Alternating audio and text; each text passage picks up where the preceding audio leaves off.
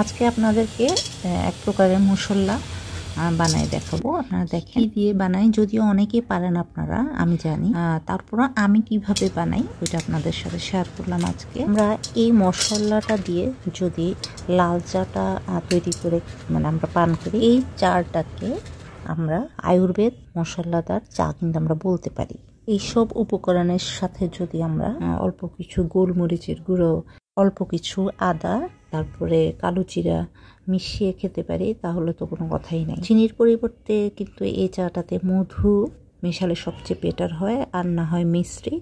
আর যদি ভালো পরীক্ষিত কোনো গুড় থাকে তাহলে আপনি মিশিয়ে খেতে পারেন। গুড়টা অ্যাভয়েড করাই ভালো, কিন্তু মধু বা মিশ্রি, মধু বিশেষ করে আপনারা এটাতে মিশ্রণ করে আপনার চাটা খেতে পারেন। আর যদি মধু ছাড়া নর্মালি চা খান তাহলে তো কোনো কথাই নাই। আরেকটা কথা, আপনারা কি জানেন উচ্চ তাপমাত্রায় এই ভেষজ উপাদানের পুষ্টি কিন্তু নষ্ট হয়ে যায়। এই জন্য উচ্চ তাপমাত্রায় এই চাটা আমরা তৈরি না করাই ভালো। আমরা মশলাটাকে ফুটাবো, তারপরে কাপে গরম পানি নিয়ে তার মধ্যে আমরা পাতাটা দিই। আর লাল চা যদি আমরা খেতে চাই, এই আয়ুর্বেদ মশলাদার চাটা যদি আমরা খেতে চাই, অবশ্যই পানি গরম করে তারপর মশলা, ওই মশলাদার পানি চায়ের কেতলি বা মগে ঢেলে তারপর পাতাগুলো দিবে, এর আগে কিন্তু না।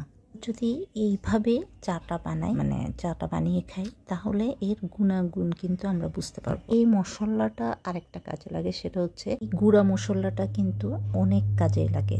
যেমন মাংসের শেষে আপনার ডিম ভুনা বা যে কোনো ভাজিতে আমরা কিন্তু সবার শেষে এই মিশ্রণটা ছিটালে এটার স্মেলটা বা ফ্লেভারটা আলাদা একটা স্বাদে, আলাদা একটি সুঘ্রাণে পরিণত হয়। আমি বানিয়ে আপনাদেরকে দেখালাম, আপনারাও কিভাবে বানান রেসিপিটা অবশ্যই শেয়ার করবেন। এই মশলাটা কিন্তু অনেক দিন পর্যন্ত সংরক্ষণ করা যায়।